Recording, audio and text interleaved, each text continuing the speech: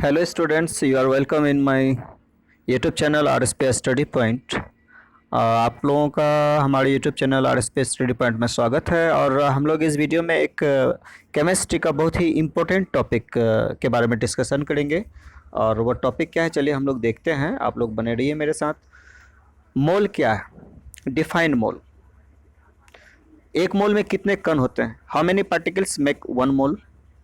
और तीसरा चीज़ हम लोग ये क्लियर करेंगे कि किसी तत्व के कितने ग्राम में कितने कण या मोल मौजूद होता है, पाया जाता है। मतलब how to find number of particles, it may be atoms और मॉलिक्यूल्स और आयंस और इलेक्ट्रॉन्स, प्रोटॉन्स और neutrons in a given mass of any elements और कंपाउंड्स।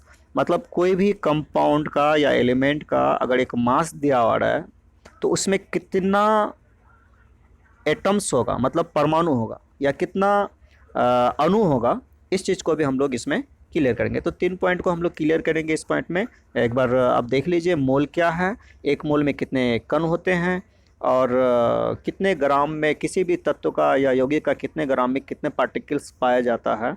एटम्स मतलब एटम्स या मोलिक्यूल्स, इस चीज़ को भी हम लोग सीखेंगे। चलिए हम लोग एक एक करके क्लियर करते हैं। जैसा कि आप लोग को हम बता दिए कि एक बेसिक चीज़ है ये केमिस्ट्री का, और ये 9th में, 10th में, 11th में, 12th में, एवन हायर क्लासेस में भी यूजफुल है। और कंपटीशन लेवल में भी इस पर बेस्ड बहुत सारे क्वेश्चंस अक्सर पूछे जाते हैं। तो सबसे पहले हम लोग एक एग्जांपल से इस चीज़ को क्लियर करते हैं कि जिस तरह से डेली लाइफ में मार्केट जाते हैं हम लोग और दर्जन के हिसाब से चीज़ों को खरीदते हैं। मतलब एक दर्जन कॉन्सेप्ट बैठा हुआ दिमाग में, वही बात बैठी हुई कि एक दर्जन मतलब 12 होता है। एक दर्जन अगर आपको केला बोला जाए तो 12 केला, 2 दर्जन बोला जाए तो 24 केला, उससे मल्टीप्लाई करके हम लोग निकाल लेते हैं, समझ जाते हैं बात को। तो इसी तरह से केमिस्ट्री में atoms, molecules, electrons, protons, neutrons को भी गिनने के लिए एक यूनिट का इस्तेमाल किया जाता है, वही एक यूनिट है मोल।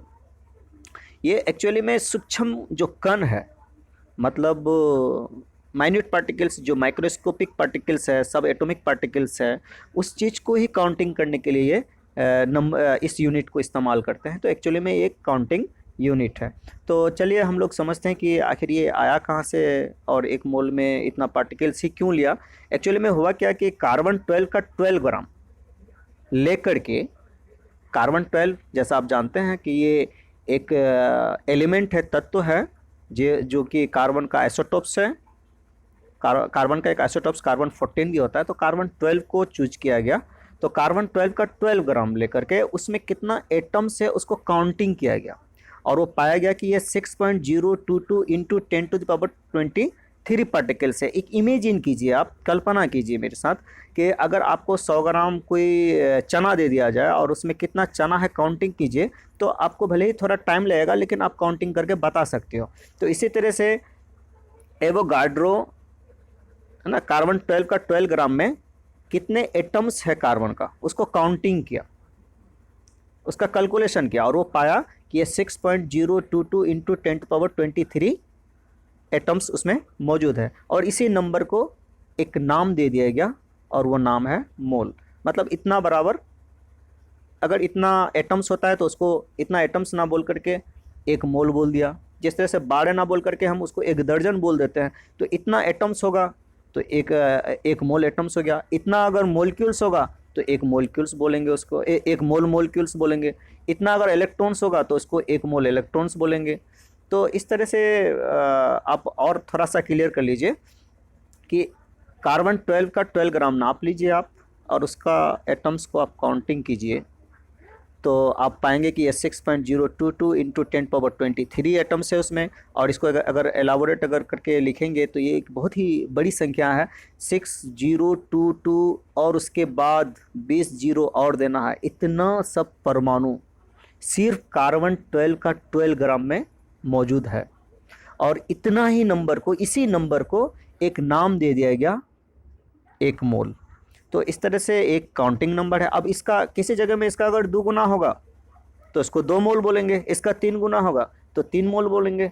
तो इस तरह से आपका एक मोल का कॉन्सेप्ट कार्बन 12 का 12 ग्राम से इसी से रिलेटेड है।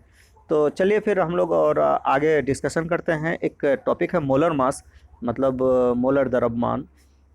नाम से ही पता चल रहा है molar mass, mass of one mole. किसी भी एटम का या किसी कंपाउंड का मोलर मास हो सकता है। और अब वन मोल है ना, mass of one mole.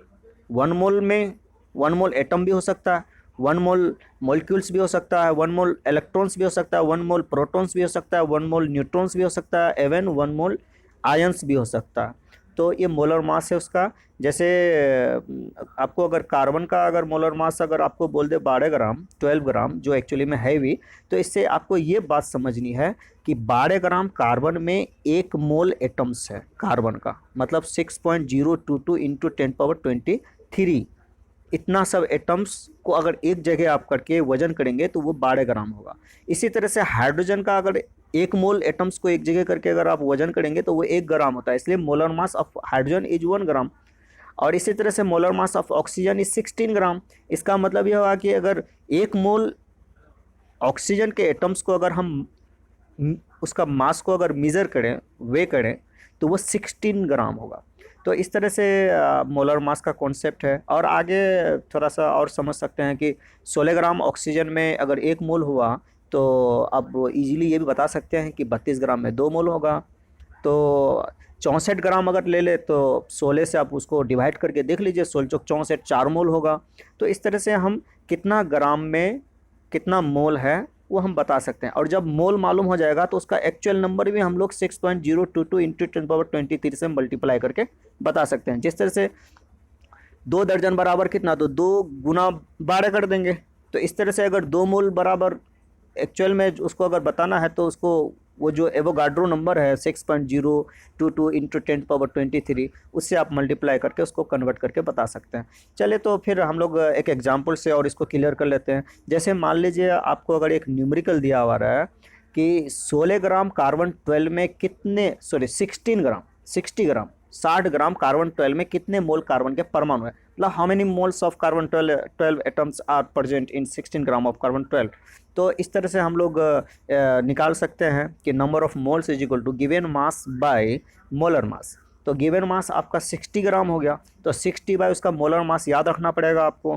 12 divide करेंगे तो आप पाएंगे कि ये 5 मोल के बराबर होता है। आपको मोल को अगर 5 मोल को अगर फिर आपको नंबर में भी चेंज कर देना है, नंबर वाला एक्चुअल नंबर में, तो 6.022 इंटू 10⁻23 इंटू 5 कर दीजिए, उससे आपको एक्चुअल में कितना एटम्स है वो भी मालूम हो जाएगा। आप मोल में भी रख सकते हैं या मोल से उसको कन्वर्ट भी कर सकते हैं, उसको मल्टीप्लाई करके। और जिस तरह से तत्वों में मतलब एलिमेंट्स में कितना ग्राम में कितना एटम्स होगा, उसी तरह से जब यौगिक की बात आती है, कंपाउंड की बात आती है, तो वहाँ मोलिक्यूल्स हो जाता है ना, मतलब अणु की बात हो जाती है। जिस तरह से एक एग्जाम्पल लीजिए कि H2O का आणविक द्रव्यमान आप निकाल लो, तो 2 गुना हाइड्रोजन का परमाणु द्रव्यमान मतलब एटॉमिक मास प्लस 1 गुना ऑक्सीजन का एटॉमिक मास। इस तरह से आप इसको अगर उसका जो मोलिकुलर मास है H2O का वो निकालेंगे तो वो 18 ग्राम आएगा। इसका मतलब ये हुआ कि 18 ग्राम H2O में, मतलब पानी में 1 मोल H2O का अणु मोलिक्यूल पाया जाता। अब सोचिए, तो इमेजिन कीजिए सिर्फ 18 ग्राम पानी में, 18 ग्राम पानी, चाय पीने वाला जो चम्मच है उसमें से, मतलब मोटा मोटी 1 चम्मच पानी होगा, उसमें 6.022 इंटू 10⁻23 अणु मतलब मोलिक्यूल्स पाया जाता।